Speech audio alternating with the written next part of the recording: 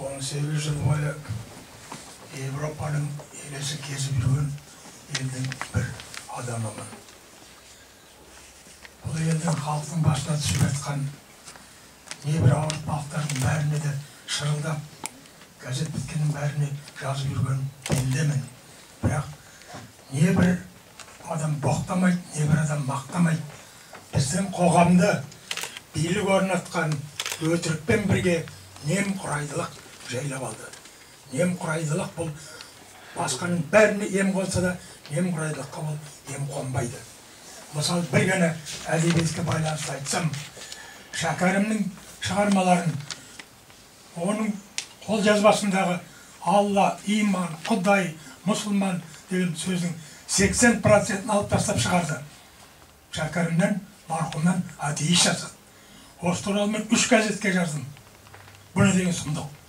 Комиссия құрылып, ана қолжазбаның негізіне қайтадан кітап шығару керекті. Соған менің ұялмасқа шамам жоқ. Не бір журналист, не бір мен қаламдас жазушыларым үн қосқан жоқ.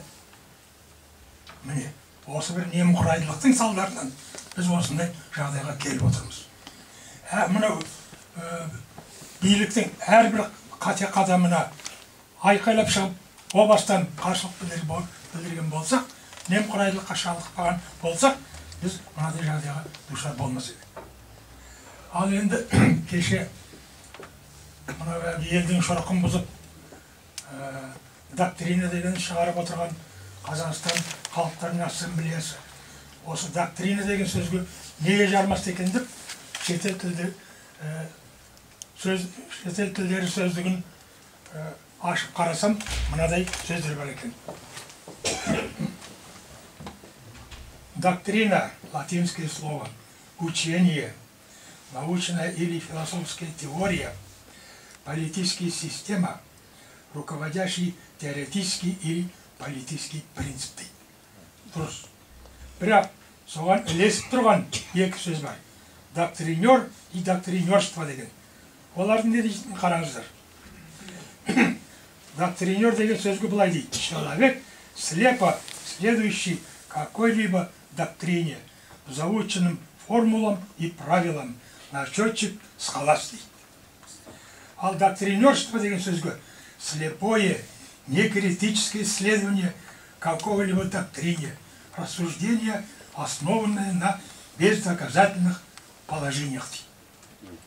Ал енді осыны түсініп көріңіздер. Атына заты кере қара. Доктрина деген сөздің өзі жақсы. Бірақ оны дамыту, оған елікті, оны жасау, қазақтың жалпақ тілімен айтқанда, соқыр ұстағаннан жаңылмайды, керең естігеннен жаңылмайды деген сөз. Біздің мына ассамблеяның жасап отырған осы. Ал енді осы бір жағынан бар жайласақ, Қазақстан халықтарының ассамблеясы өзінің ел бірлігі доктринасымен әлде бір қойыртпақ жасап отыр. Қазақ елі тәуелсіздік алғалы 18 жыл. Өкімет пен үкіметтің жүйесі алғашқы 2 жылда қалыптасқан. Керек министрліктері құрылды. Олардың штаттары кешегі кеңестік кезегіден көп болмаса аз емес. Дегенде қазақы басқарма деген сөзді құртып, департамент деп аталған мекемелердің өзі қаншама. Тірлігіміздегі небір күрделі мәселелер сол департаменттерде, не ауыл, аудан, қала, облыс әкімдіктерінде, солардың құзырындағы мәслихаттарда, заң орындарында шешіліп келе жатыр. Облыстың шешімінен шығып, арғары кеткен пәле мәселе болса, ол пәлен ұлттың бізде құрып жатқан түрлен орталықтарында, не министрліктерде, не олардан асып кеткенде үкіметтің немесе өкіметтің, президенттің әкімдігінде тіпті иелікпеуге айналғаны. Құдай сақтасын, бізге әзір сондай әңгіме жоқ.